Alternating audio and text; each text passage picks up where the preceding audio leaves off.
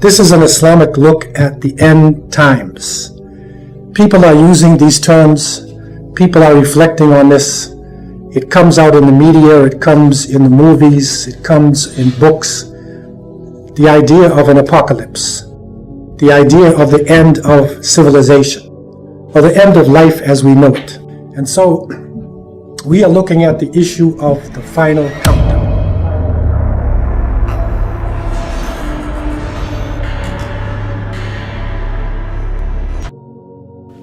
Let's begin by saying what the Dajjal, that word, means. Dajjal is an Arabic word meaning, you know how you have someone who lies? You got a liar, someone who says something that's not true, right? And it's something worse than just lying. It's when you mix truth with false and you say it and show it in a way that anyone who hears about it or looks at it, they believe it, and it's so hard to disprove it, to say it's not true, because it's mixed with truth and false. So you know, if I want to make up a story and I made it all a lie, sooner or later you're going to find out that it was just a lie, because there's nothing truth about it, and it's not going to make much sense because it doesn't follow, it won't make sense. But if I put some truth in it and some names that are true, it's going to be much harder for people to find out that I'm lying about it, because they're going to find out, hold on a minute, he was true about this, then that means he must be true about that. You understand what I'm saying? There is a word for it today in the 21st century, and it's called deception. Dajjal means, the closest word I know of in English is deception. You know, when you watch stuff on Hollywood, any movie, that's what they do a lot of the times. If you have ever listened to music, and we all hear music when we go to the shops or wherever we go, music is playing. You know, let's not lie to ourselves. Music is everywhere, isn't it? Isn't it? You go to school, there's music. What can you do? But in the music, there's also words and lyrics, all right? And things that the artists, the musicians do on stage and say, that also is called deception. So what do? They show you things and sing things that sound nice, which makes it easier for you to believe because you get moved, right? You start moving to the beats, isn't that correct? And everybody else listens to it, and then you think, man, I'm going to be left out. I better listen to this stuff. I better watch it. Yeah? And you think it's cool, and it sounds nice, you know, because it's the shaitan's voice, so it sounds nice. It really moves you. And what happens in there is that they take the opportunity to make you believe things that you're not supposed to believe. In the music industry, I won't say names of musicians, but for example, there was this musician and the likes of her and him a lot. She stood up on stage, and then what she did was she kissed another musician, another woman. She's a woman, and kissed another woman on her lips on stage. All right?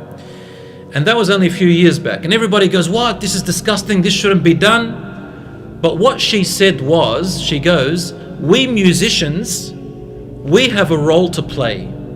I'm sick and tired. This is what she said. I want you to listen carefully. I'm sick and tired of people following rules and order. Following rules and order. Correct? And I want people to go out of these rules and orders and do what they want to do.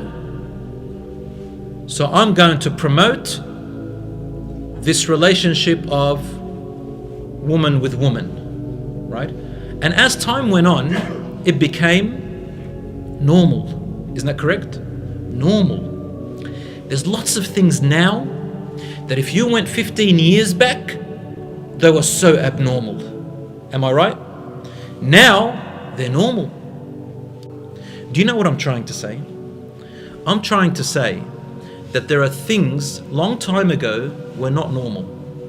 And then somehow people say things, and in the minds of young people as you grow up, you start to believe that they're actually very, very normal. Did you know that?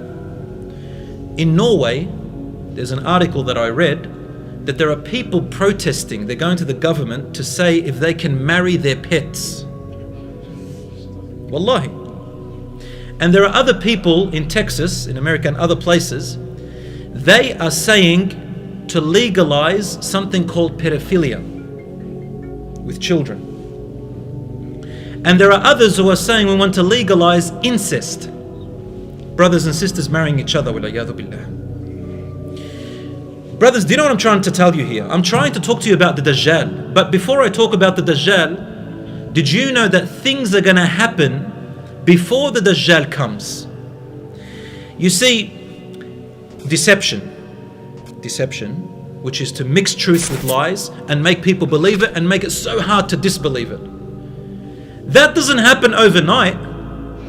The Prophet, peace be upon him, said, the Dajjal, from the time of Adam alayhi salam, till the end of time, from the time of Adam till the end of time, this entire world, he said, there is no bigger trial, fitna, than the trial of Dajjal. All the way from Adam alayhi salam time to the end of time, everything that's happened in the world, Dajjal is the biggest trial that's going to come to the people. Now, before the Dajjal can come, a road, a path is being prepared for him to come, so that he can be accepted immediately. Alright, I'm going to tell you how he's going to be accepted and why. The Dajjal is the one-eyed, the liar, the deceiver. For him to deceive the people so good and to be the biggest trial, the people would have already gotten used to deception already. We have to live in a time of what we can call in Arabic Dajjal, a time of deception, so that the real deceiver can come and it's all set up for him. Do you understand? So it's deception. And the shaitan helps the Dajjal. Do you know that the shaitan, Iblis, the head of the shayateen, right from the beginning when Adam alayhi salam was created, he said something so interesting. He goes, you know the people who follow, the children of Adam, you know the children of Adam? Those who are Muslim, those who follow your book, O Allah, I am going to go to their religion, I'm going to sit waiting for them at their religion, and I'm going to make them believe a different religion. I will make them practice their religion the wrong way. One example is I'm going to make them show off. So when they come to pray, they're only doing it to please the people. Right? I'm going to make imams out of them who just want to bring people to them so he can show off and look like he's in charge of a big group. I want to make people who they want to just be part of a group like gangs in the name of Islam, but they're not really sincere. The shaitan's going to come up. I'm sorry I spoke about the imam. We're all imams inshallah. But I'm going to say, brothers and sisters, that the shaitan is going to deceive even some imams. He'll deceive you, he'll deceive me. Why? In preparation for the Dajjal. Now the reason I said imam is because of this. Get ready. All the deception has to happen because when the Dajjal comes out, he doesn't call himself an imam. You know what he calls himself?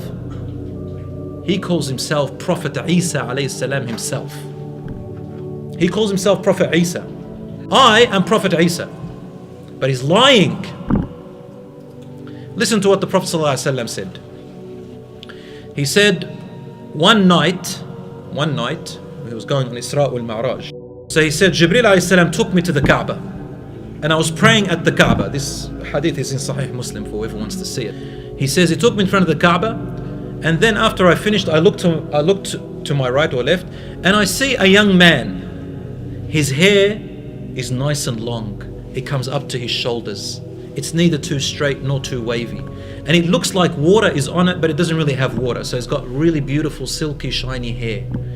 And his face, his features is dark, Adami, which means he's got a dark features. And he had two people with him that he was putting his hands on their shoulders. And I liked the way he looked. So I asked Jibreel, who is that? And Jibreel said, that is your brother Isa alayhi salam. Isa ibn Maryam. the real Isa. He goes, then I looked to the other side and I saw another young man. And this young man, he was one of the biggest sizes that I've ever seen. He wasn't tall, but he was just big. And his hair was very coarse, very rough hair, right? And one of his eyes, the right eye, it was bulging like a grape, but the you know the black part, you know the iris, you know that inside, it's like a sultana. He can't see from it. It's gone, so he can't see from it. It's blind from the right eye, and the left eye. He also called it in another hadith. He says it's a'war as well. A'war means it's deformed. A'war doesn't mean blind, it means deformed. So you're going to see hadiths which Prophet ﷺ said his right eye is deformed. Sometimes you'll say his left eye is deformed. What it means is that the right eye, he cannot see from it, mutfi'ah, he doesn't see it. And the left eye also looks unusual. It's got like a piece of meat under it, and it doesn't look normal. I think he even has a different color, but he can see from it. So both his eyes are deformed. They don't look normal. But one, the right eye can't see from it, the left eye can see from it. That's why he's called Al-A'war al-Dajjal, the one with the deformed eyes. It doesn't necessarily mean the one-eyed Dajjal. You know how sometimes they put on the movies a big, what do you call it, Cyclops. You know the Cyclops with one big eye here? Yeah, you've seen them on Lord of the Rings? Big Cyclops. So it's just something connecting with the young ones. So he's got a big eye. That's not what the Dajjal looks like. The Dajjal, he sees with one eye, which is the left, but both his eyes are deformed, okay? So Prophet ﷺ is describing him to us so well. Anyway, he says, and he had two people and he was, leaning on their shoulder. And the Prophet ﷺ said, "Oh Jibreel, who is that?" And he said, "That is Al-Masih Ad-Dajjal." In another hadith, he actually said something else. Said, Isa ibn Maryam is Al-Masih As-Sadiq, or As-Siddiq, which means the Masih, which means the Messiah, but he is the truthful Messiah. And then he turned to the actual Dajjal and he said, he's also the Messiah, he said Messiah, but he is the lying Messiah. And Masih has several meanings. The ulama gave it 30 different meanings, maybe even 40 or 50. But one of the main meanings means, for Dajjal, Mamsuh al-Ayn, comes from Masih, which means his eye is wiped off, he can't see from it. Other scholars that also said, which is also correct, he said Masih meaning he will travel the entire world or spread out through the world. You understand what I'm saying? So this is the name of Isa alayhi salam, the real one is the name of Dajjal. But Masih, the liar, and Masih, the truthful one. You get it? Ad-Dajjal is the deceiving liar. Between his forehead, like when you see the Dajjal, he goes, everyone who can read or can't read will recognize it.